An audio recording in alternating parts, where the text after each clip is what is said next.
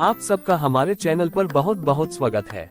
यदि आप हमारे चैनल पर नए हैं तो आप चैनल को सब्सक्राइब करना मत भूलें। इसी तरह हम अपनी कहानी की शुरुआत करते हैं। काफी पुरानी बात है। निकोबार में तामलू और फुको नामक दो गांवों के बीच टोसलो नाम का एक गांव था। टोसलो के लोग जन्म से ही जंगली और खूंखार थे। दूसरे गांव के किसी आदमी पर या किसी अन्य अनजान आदमी पर उनकी नजर पड़ जाती तो वे उस पर हमला बोल देते और जब तक उसे मार न गिराते चैन न लेते। पड़ोस के दोनों गांवों के लोग टोसलो वालों से हमेशा डरे रहते थे। वे कभी भी उस गांव के बीच से गुजरने की हिम्मत नहीं करते थे। उधर से गुजरने का अर्थ था मौत।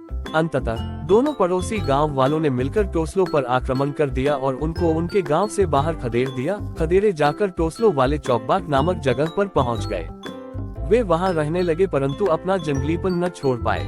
उनका नया गांव चौकबाग टिपटॉप नामक गांव से अधिक दूरी पर नहीं था। हुआ यूं कि एक दिन टिपटॉप का एक लड़का अपने छोटे भाई को साथ लेकर चौकबाग के समीप से गुजर रहा था। वह अपने आसपास किसी भी तरह के खतरे से अनजान था। उनको देखकर चौकबाग का एक निवासी छुरा हाथ में लेकर चुपचाप उनके पीछे लग गया। उसने एकाएक छोटे भाई पर छुरे से हमला किया। छोटा भाई चिल्लाया, भैया बचाओ, पीछे से एक आदमी मुझ पर हमला कर रहा है। बड़े भाई ने इस चीख पुकार को छोटे भाई की शरारत समझा, इसलिए उसने उसकी चीख पर कोई ध्यान नहीं दिया। कुछ ही पल बाद चौकबाग वाले ने छोटे भाई पर पुनः हमला किया। लड़का बुरी तरह चीखा, चिल्लाया और बेहोश होकर नीचे गिर पड़ा। उसके गिरते ही चौकबाग वाले ने उसका सिर काट डाला। लड़का मर गया। जैसे ही बड़े भाई ने मुड़कर देखा, उसे छुरा हाथ में लिए अपना दुश्मन नजर आया।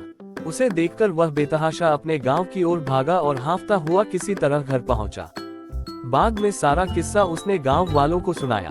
उसे सुनकर सभी ने चौकबाग वालों का खात्मा कर डालने की कसम खाई और उसी दिन उन पर हमला कर दिया। उनके हमले से बचकर चौकबाग के लोग जान बचाकर भाग खड़े हुए। कुछ मर गए और बाकी समुद्र में जा कूदे। वे फिर कभी वापस नहीं आए।